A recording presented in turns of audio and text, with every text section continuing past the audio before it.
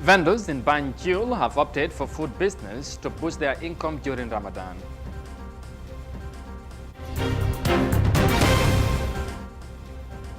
Ghana has secured a $3 billion loan to revive the economy amidst the impact of the global pandemic.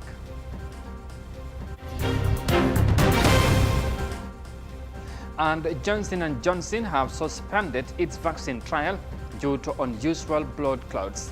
Well, these and more coming your way on News Desk.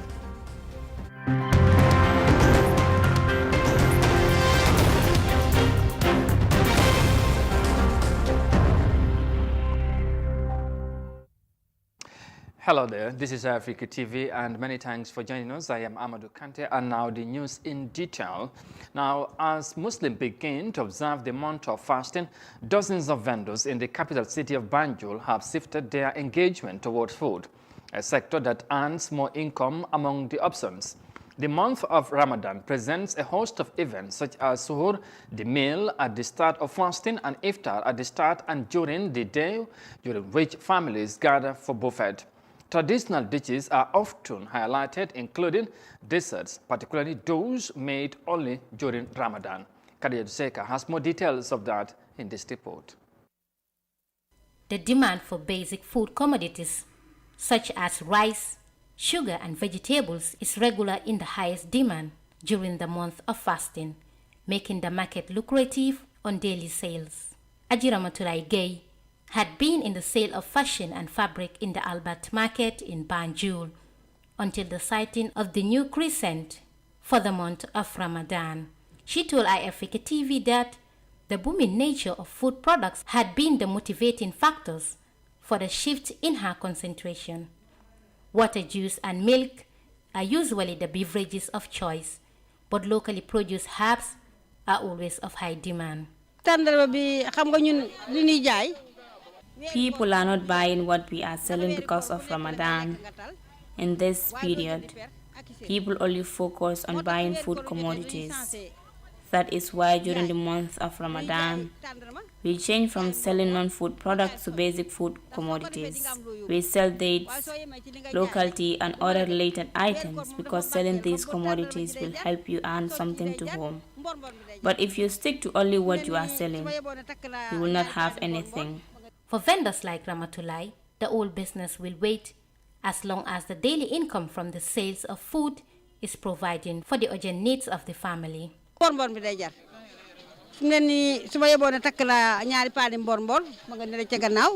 now, every food product I have is selling. Today, I have sold almost 2 pounds of local tea, and this will help me take more profit. In order for our non-food products to sell, we have to wait until the end of Ramadan. Ramadan is the 9th month of the Islamic calendar, observed by Muslims worldwide as one of the 5 pillars of Islam. Fasting from sunrise to sunset, which is obligatory for all adult Muslims, will last for 29 to 30 days from the sighting of the crescent moon. During the period, hikes in the price of basic commodities is usually caused by business in the search for more profit at the expense of the poor. Khadija Seka, iAfrica News. Women vendors in Banjul shift food food business during the month of Ramadan. Now, Johnson & Johnson has on Monday confirmed to have paused its COVID-19 vaccine trial due to an unexplained illness in those who took the jab. The vaccine trial, which was meant to yield results early next year, is one of the 6 coronavirus vaccines being tested in the United States. Here's more details of that in this report. The suspension of the vaccine by Johnson & Johnson came after several European countries halted the use of the jab due to reports of blood clotting. The Food and Drug Administration and the Centers for Disease Control have urged countries to stop the use of the vaccine while its safety is being examined. Reports indicated that 1 out of the recipients were between the ages of 18 and 48, has died and 1 hospitalized in critical condition. Although many countries have raised concern over the safety of the vaccines, both Johnson & Johnson and AstraZeneca developed their vaccine using adenovirus vector, modified virus is engineered to carry coronavirus genes into human cells. Johnson & Johnson said in a statement that it's working closely with health authorities and medical experts to investigate the issue, as a result of which the vaccine rollout in Europe has been delayed. Nearly 7 million people in the United States have received the Johnson & Johnson shot so far, and roughly 9 million more doses have been shipped out to the states, according to data from Centers for Disease Control and Prevention. Johnson & Johnson Company had planned to enroll about 60,000 people in several countries, making it the largest effort to test a COVID-19 vaccine. Reporting for iAfrica News, I am DCC. And from the report there by the CC on the suspension of vaccines trial by Johnson & Johnson now to Ghana. Now, Ghana's government has benefited from a $3 billion loan from the international debt market as part of efforts to revive the country's economy. The government's move to secure another loan has triggered dissenting views among Ghanaians, with some, including economists, expressing concerns over the country's rise in debt. Business is now returning to normalcy in the West African state as the government eases COVID-19 regulations thanks to the ongoing vaccination program. Here's more details of that in this report. Business has started picking up for Solomon Bulawa. The demand for stationery has increased as schools and businesses reopen in Ghana after months of shutdown due to the coronavirus pandemic. The income you expected to have, you are not getting it. Offices were not purchasing, schools were not purchasing. So normally we were even at home, you are not even coming at all. Like Bulawa, many traders in Ghana are trying to recover from the disruptions caused by COVID-19. The government has secured a $3 billion loan from the international debt market to support economic growth. Ghana's currency, the cedi, depreciated by 4% against the US dollar last year. Analysts say the loan will help shore up the central bank's foreign exchange reserves. The cedi is not strong when it comes to other exchange in terms of the US dollar. So with $3 billion coming in, obviously in the short to a bit of medium term, we can have a bit of currency stabilization in terms of the cedi. And that is also very key for every business or every economic activity in the country. Ghana's federal loans have received public backlash, and economists are concerned about the country's rising debt, which is at 76% of GDP. The IMF has projected Ghana's debt to hit 86.6% by 2025. As it is now, the government is paying debt that was raised, probably not during their time, but in the previous administration, and they are paying. Government is a going concern. But the point is the investment of this money. How are we investing it? Is it always going to be invested in paying recurrent expenditure, or we are investing in productive sectors that in itself will generate revenue for the economy? I think that is where the key link is for us going forward. The government plans to use the loan to pay off some of its debts, as well as fund infrastructure developments, including building of roads and hospitals. Ghana aims to borrow a total of $5 billion from the international debt markets this year. The government says the $3 billion loan acquired so far shows that investors are confident in the Ghanaian economy. Aside from pumping the economy with the $3 billion loan, the government has also introduced new taxes this year to increase internal revenue generation. But some small traders like Solomon Bulawa say the taxes are making life more difficult in the short term. Things are really going to be a little bit tough. The government does not really step out with its import duty. We are really going to have a serious crisis on our head. Ghana is targeting a GDP growth of 5% this year. The government says it expects a rapid economic recovery as it further eases restrictions with the rollout of COVID-19 vaccination. And as his business expands, Solomon Bulawa hopes to restock more stationery in his shop. Ghanaians are expressing concern as the government takes more loan to revive the country's economy amidst the impact of the global health crisis. Now, Ravina Samsadani, spokesperson of the Office of the UN High Commissioner for Human Rights on Tuesday, says she fears the situation in Myanmar is heading towards a full-blown conflict. She urges the state not to allow the deadly mistakes of the past in Syria and elsewhere to be repeated. More than 700 people have been killed by security forces since Myanmar military grabbed power in a coup on 1st February, according to reports. Here's more details of that by Fatmata Kasim. Ravina Shamdasani urged the world to be awake from the deadly mistake of the past in Syria and elsewhere. The Myanmar military's bloody crackdown on the nationwide resistance to its rule saw no sign of easing on Sunday, with a human rights group reporting the death toll of over 700 across the country. Security forces killed 82 people in a single city on Friday, according to the group, the Assistant Association for Political Prisoners, which has been documenting the bloodshed since the military coup in February. The UNHCR spokesperson noted that the military is seemingly intensifying its spiteless policy of violence against the people of Myanmar. We have witnessed yet another weekend of coordinated bloodshed in many parts of the country, including the reported mass killing of at least 82 people in Bago between Friday and Saturday. The military seems intent on intensifying its pitiless policy of violence against the people of Myanmar, using military-grade and indiscriminate weaponry. According to reports, soldiers used machine guns and rocket-propelled grenades to attack an organized group of protesters who had set up barricades to defend part of that city, Bago. Samdashani noted that everything in Myanmar started like the case in Syria and other nations, with the failure of the international community to respond to the crisis. The UN High Commissioner for Human Rights at the time warned in 2011 that the failure of the international community to respond with united resolve could be disastrous for Syria and beyond. The past 10 years have shown just how horrific the consequences have been for millions of civilians. And mortar fire in Bago, in the south of the country. The High Commissioner fears that the situation in Myanmar is heading towards a full-blown conflict.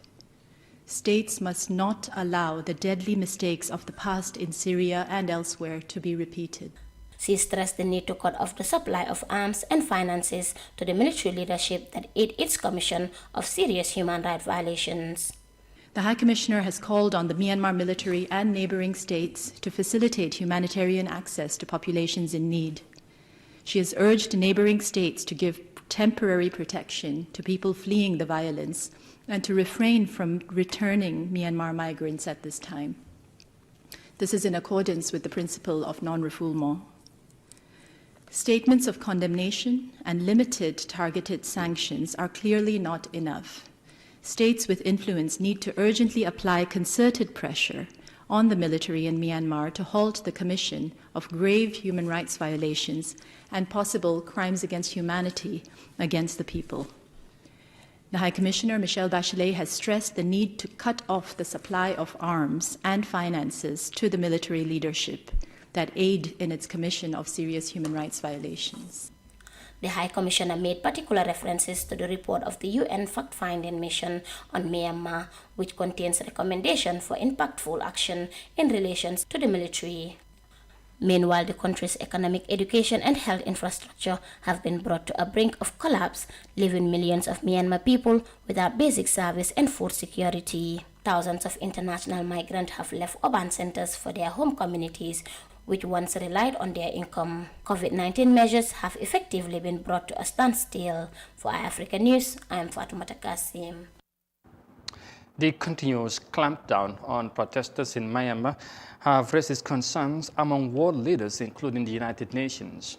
Well, there's more news coming ahead, but for now we'll take a break and come back shortly with the remaining of the story. Stay with us, we'll be right back. The pride we take in our brand, the work we put into constantly change the landscape and elevate real estate in the Gambia, it's compared to none. From inception, our goal was to add value to the beautiful Gambian landscape. That's why we are proud innovators of community estates. Kololi Sands is an exceptional piece of work, tailored for ultimate convenience and luxury, to bring you an element of finesse that is rare but unique in its own. This is also our pride and joy, and we welcome you to the exquisite beauty right here in Kololi and right here on the waterfront. Hololi Sands, feel the ocean breeze at your doorstep.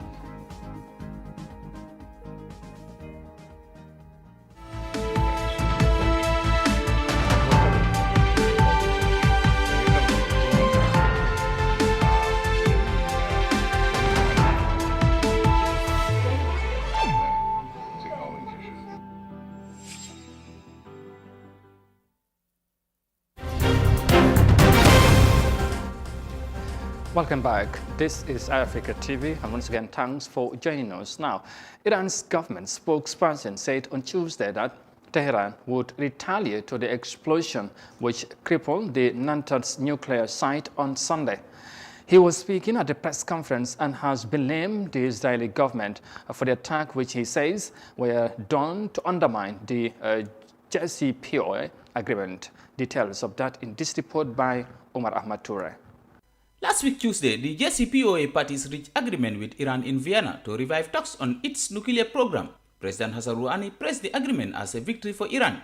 5 days later, Iran was struck with a heavy explosion at its nuclear site in Natanz. This Tuesday, Ali Rabi, Iranian government spokesperson, blames the attack on Israeli terrorists and says Tehran will strike back at the appropriate time. در دولت تصمیم گرفته شد که در بازسازی سانتریفیوژهای آسیب دیده It was decided in the government to use the developed technologies and newer generations of the centrifuge to rebuild the damaged ones. It is completely clear for us that the root of this terrorist action is the anger of the Zionist enemies against the JCPOA members for the revival of the agreement in recent weeks. And its ultimate goal was to prevent the continuation of this constructive diplomatic procedure. Of course, we are committed to retaliate at all levels in the proper time and with the proper intensity. Mr. Rabi says this attack should be condemned by all JCPOA members and the US, as this act was done to cripple the already existing diplomatic relations.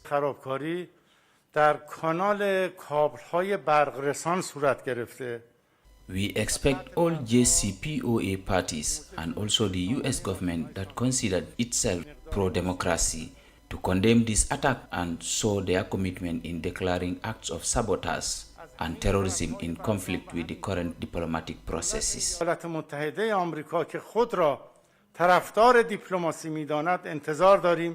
Rabi also dilates on Russia Foreign Minister Sergei Lavrov's signing an intergovernmental agreement with his Iranian counterpart Mohammad Javad Zarif on the establishment of information and cultural centers.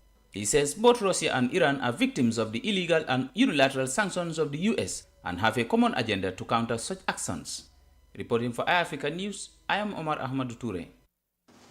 And from the report there by Omar Ahmed Toure, finally to South Africa now, where the price of data in the country has declined despite the growing demand during the COVID-19 pandemic, as many people continue to work from home. Now, due to the growing local demand, the country's two biggest mobile operators were instructed to cut cost of their data bundles. Here's more details of that in this report. In South Africa, many office-bound workers continue to work from home, forcing businesses to keep their employees connected to ensure that business objectives are met. Mobile connectivity is crucial, not just to keeping the economy in general going, but to allow businesses to keep operating. Because when you have remote working, it's not only a case of setting up Wi-Fi at homes, for example, but also enabling people to be able to work from anywhere. And that means mobile data becomes the foundation of communication and of collaboration. I think both fixed and mobile have been crucially important over the last year during the lockdowns. And I was actually thinking back the other day, imagine having to go through this COVID-19 lockdown now, if this happened 10 years ago when all we had to connect with was maybe a flaky 3G network and ADSL. Luckily, there's been huge investment by the private sector in the last 5 years or so, particularly into fiber to the home infrastructure. While everyone understands the need to provide bandwidth for the businesses to function, have mobile network operators met that increased demand? I think the fact that ICASA, the communications regulator, made temporary emergency spectrum available to the operators pretty soon after the lockdown was announced last March, I think that's helped considerably because the operators have been able to use that additional spectrum to cope with the demand on their networks that we've seen. While operators and businesses have been adjusting to the change in the business environment, the local competition authorities recently instructed the two biggest mobile network operators to cut the cost of their data bundles. Something the operators don't like to admit is that they are highly profitable businesses, and that means they do have room to maneuver with pricing, and that further means that they can bring down the cost of data, especially for low-income users. Well, the thing they always talk about is elasticity. That really refers to the ability of them, when they cut their prices, to make up that revenue loss through increased demand. And in many cases, we've seen one-on-one elasticity. So the price gets cut by 50%, and the traffic increases by 50%, meaning the operator has effectively lost nothing. The current pandemic has provided a business opportunity to mobile network operators because they have to provide an enhanced service to those businesses that are operating remotely. That report there in South Africa finally brings this news edition to an end. But for more details on this and other stories, as always, you can log on our website on africa.tv. But for now, though, many thanks for the pleasure of your company. Thanks for watching. Stay safe and bye for now.